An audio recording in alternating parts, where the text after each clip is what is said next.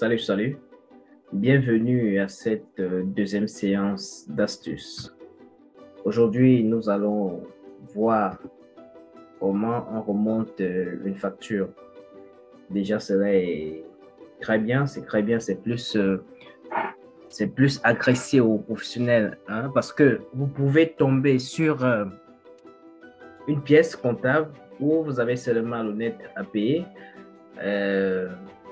Et on vous demande de l'enregistrer. Même les étudiants, ils ont souvent des TD dans ce sens où ils ont le net à payer et on leur demande de retrouver le montant brut. C'est souvent très embarrassant parce que lorsqu'on ne maîtrise pas les mécanismes pour remonter une facture, c'est souvent embêtant. C'est souvent embêtant. Deuxième astuce, comptabilité générale. Comment remonter une facture?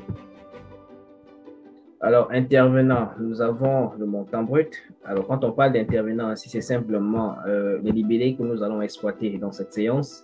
Nous avons le hors taxe, nous avons les croisières, nous avons la TVA, nous avons l'escompte, nous avons l'emballage, nous avons la compte et enfin le net à payer. Comment remonter alors une facture? Alors, nous allons commencer par définir ce que l'on entend par une facture. Une facture peut se définir comme une pièce comptable qui prouve un achat ou une vente. Elle atteste de la créance d'un créancier envers un débiteur, autrement dit, de la dette d'un client envers un fournisseur. C'est clair. Mais nous pourrions également voir la facture comme étant un document comptable qui présente le détail du net à payer adressé au débiteur. Ce qui est d'ailleurs très clair. Lorsque on établit une facture, n'est-ce pas, à la fin, ce qui intéresse le débiteur ici, c'est combien il doit payer, n'est-ce pas? Donc, le net à payer est adressé au débiteur. Le débiteur ici, c'est celui à qui on adresse la facture. Alors, lorsqu'on dit que la facture est simplement un document qui présente le détail. Alors, quand on parle de détail ici, c'est parce qu'à l'intérieur d'une facture, nous avons le montant brut, nous pouvons avoir des réductions à caractère commerciaux, nous pouvons avoir des réductions financières. Voilà, donc cet ensemble d'éléments qui composent une facture, c'est ce que nous appelons ici détail.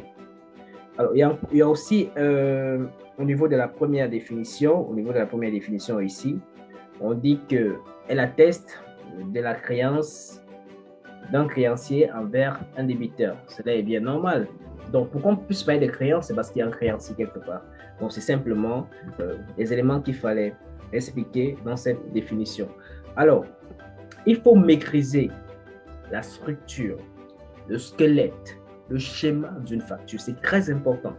Vous ne pouvez pas prétendre vouloir remonter une facture si vous ne maîtrisez pas le mécanisme d'une facture, si vous ne maîtrisez pas le squelette d'une facture. Alors, quand on parle de squelette ici, c'est simplement comment sont disposés les éléments d'une facture. C'est très important. Il faut maîtriser le squelette d'une facture. Premièrement, vous avez ce qu'on appelle le montant brut. Le montant brut, comme le mot l'indique, c'est la valeur de la marchandise, exclue des différentes réductions. C'est la valeur d'une marchandise exclue des différentes réductions. Ensuite, dans une facture, vous pourriez avoir les croisières. Alors, les croisières ici, nous vous invitons à suivre l'un de nos cours qui explique clairement ce qu'on entend par les croisières. Les croisières, c'est simplement remise, rabais, resto. Vous pouvez avoir les croisières, remise, rabais, resto. Après les croisières,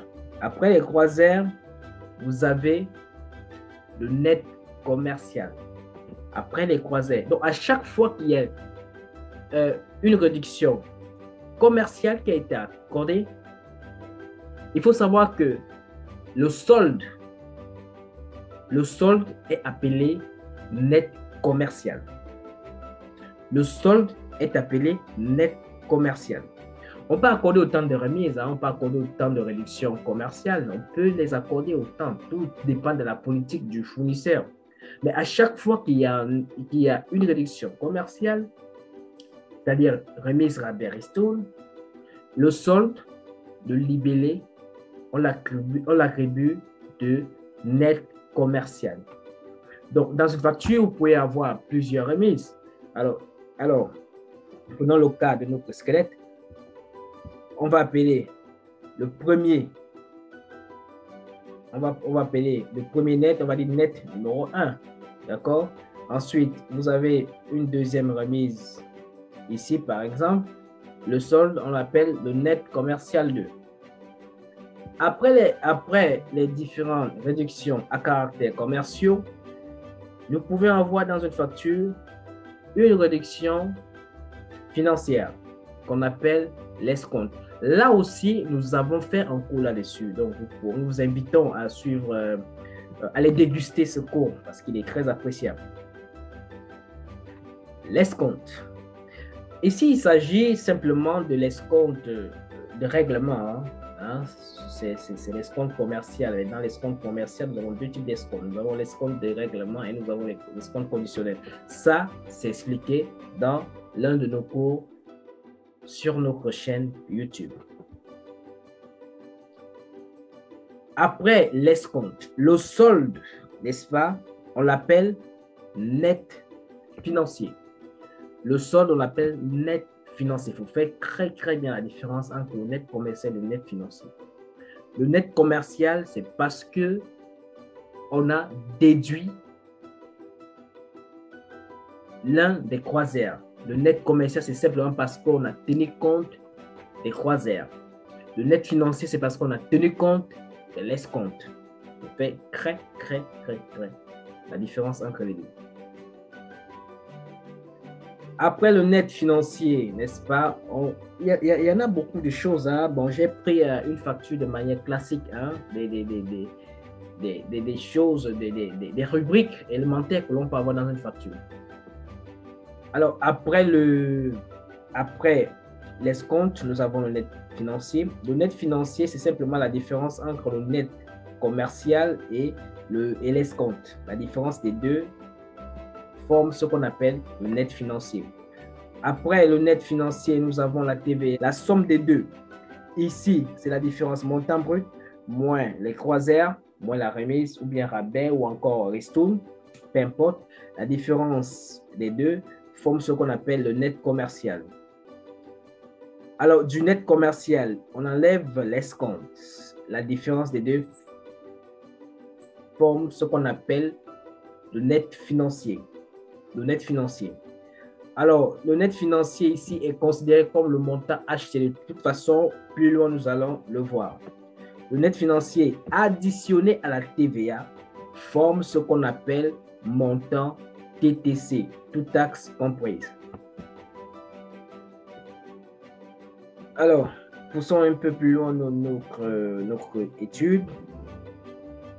Après le montant TTC, nous avons les emballages. Les emballages sont toujours après le TTC de la facture. Après le TTC, bon, ça aussi, ça fait l'objet d'un cours. On a fait un cours là-dessus. De toute façon, si vous allez suivre ce cours, vous allez mieux comprendre.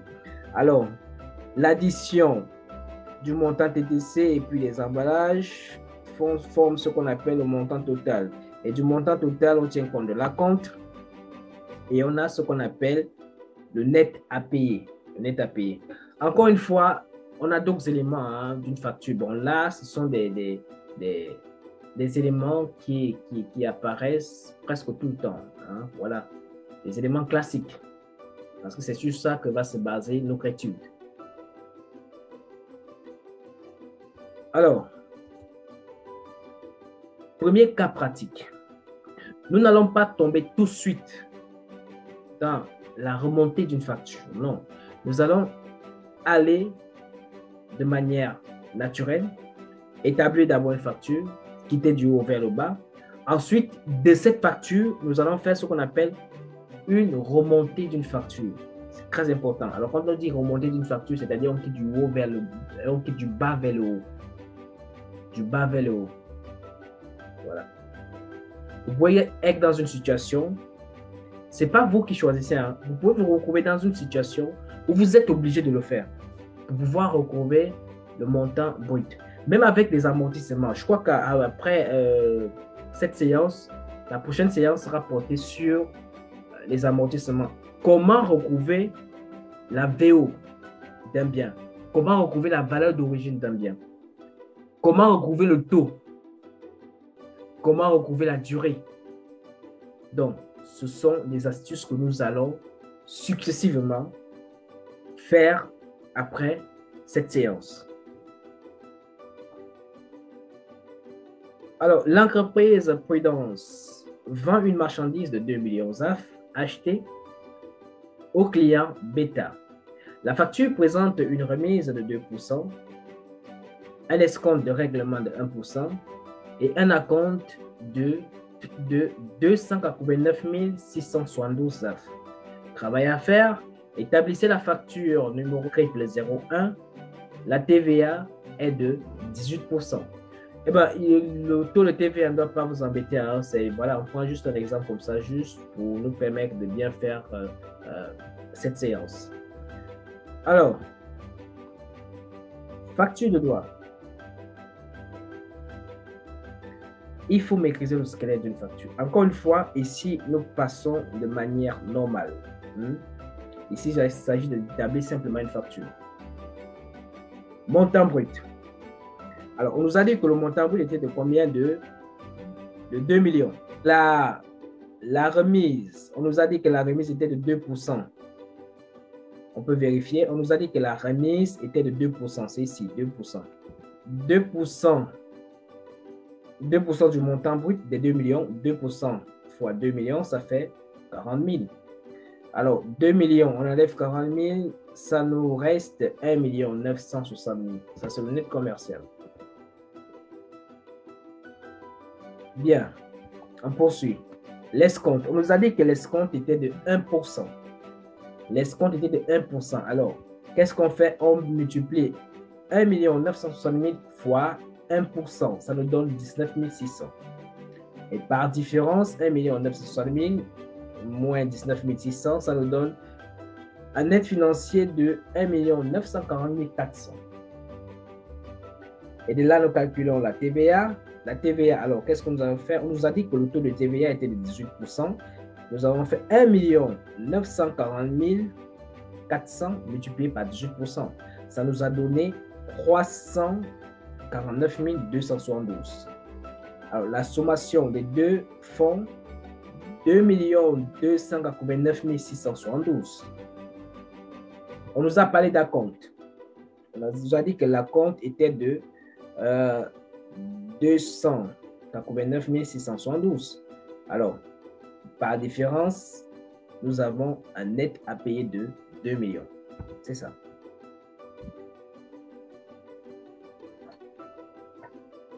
Alors, voici l'objet de cette séance. Voici le pourquoi nous sommes là.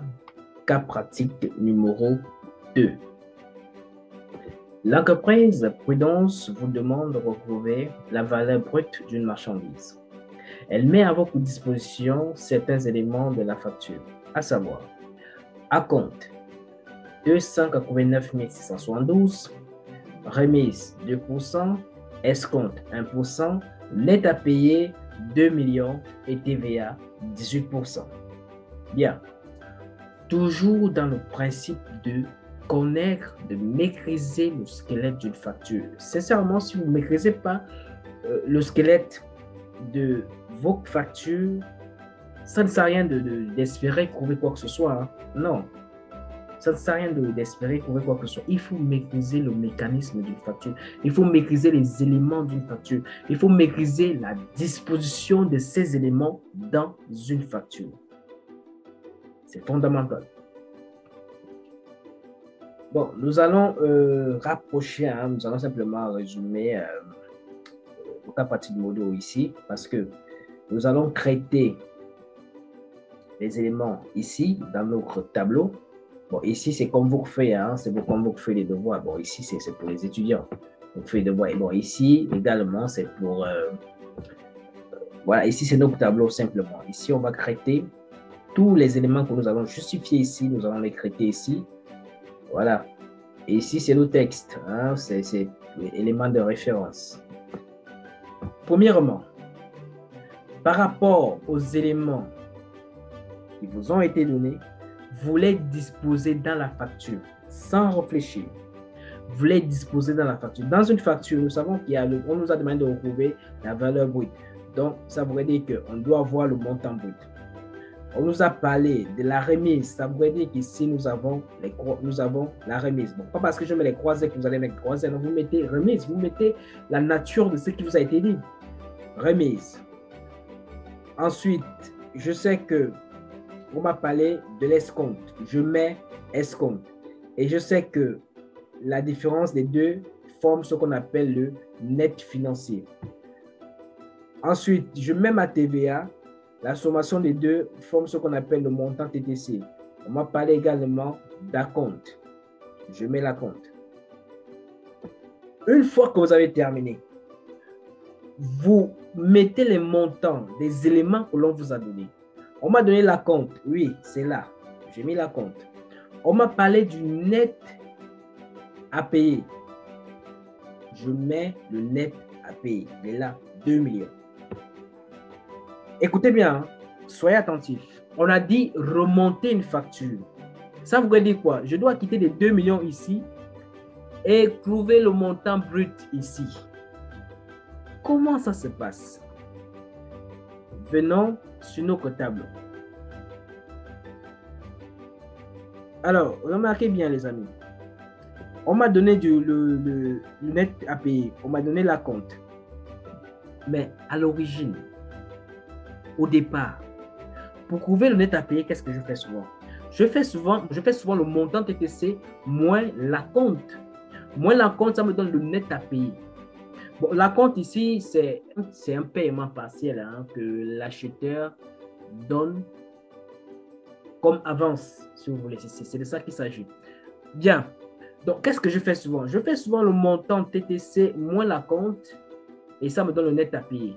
Mais maintenant que je dispose du net à payer et que je l'acompte, comment je fais pour le montant TTC? Eh bien, c'est simple, je fais l'opération inverse. Je fais le net à payer plus l'acompte et je trouve le TTC. Cela s'explique ici dans ce tableau. Principe. Je sais que le net à payer, je sais que le net à payer est égal au montant TTC moins l'acompte. Le net à payer est égal au montant TTC moins l'acompte. Alors, qu'est-ce que je cherche? Je cherche le montant TTC. C'est pourquoi il est en vert. Je cherche le montant TTC.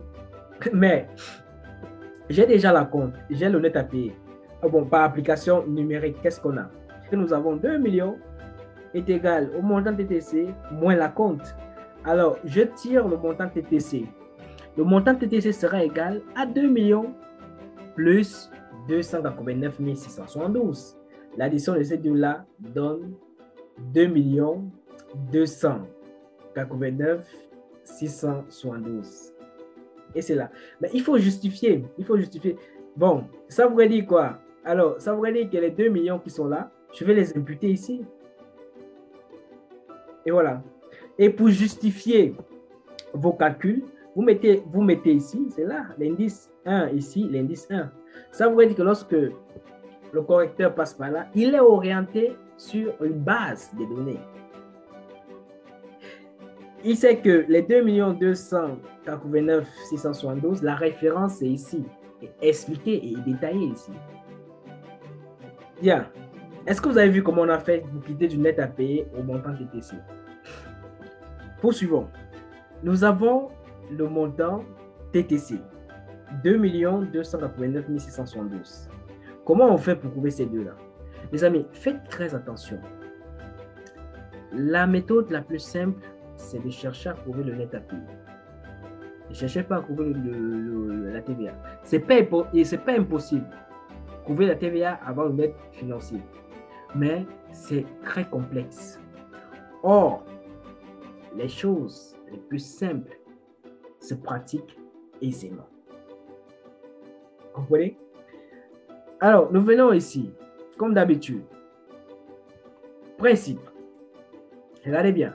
Regardez bien. Parce que c'est le même mécanisme que nous allons élaborer jusqu'à ce que nous allons trouver le montant brut. Montant TTC. Je sais que le montant TTC est égal au net financier plus la TVA.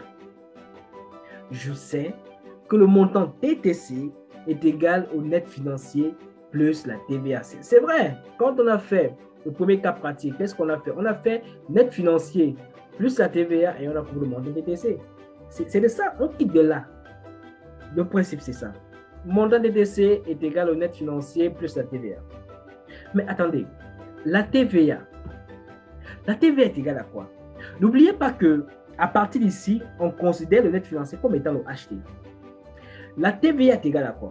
La TVA est égale à 18% du montant acheté.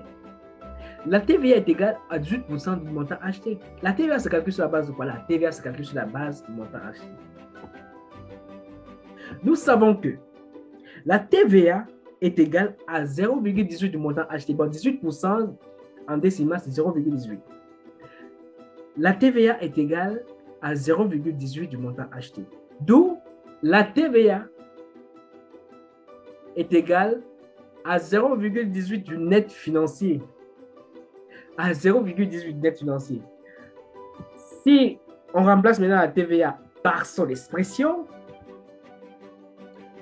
on a montant TTC est égal au net financier plus 0,18 du net financier. Et là, du coup, on met net financier en facteur. On aura net financier en facteur et à l'intérieur de la parenthèse, on aura 1 plus 0,18. L'addition des deux font ce qu'on appelle 1,18 du net financier. Et de là, on peut tirer le net financier. Le net financier ici sera égal au montant TTC divisé par 1,18.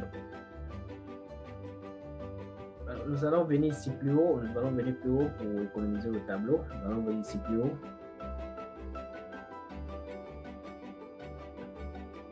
Alors, le montant TTC est égal à 1,18 du net financier.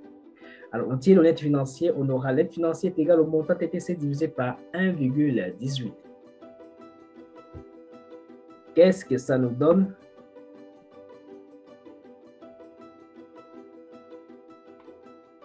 Ça nous donne que le net financier est égal, à 2 millions. Et bien sûr, ce sont les 2 millions qui sont là. Nous prenons les 2 millions qui sont là. 2 289 672 divisé par 1,18. Et là, nous avons le net financier est égal à 1 940 400. Et on remplace le net financier par sa valeur ici. Très simple. Vous allez simplement et vous allez arriver. Et nous devons mettre la référence 2, ouais, 2, puisqu'ici il y a le 1. Référence 2, c'est là.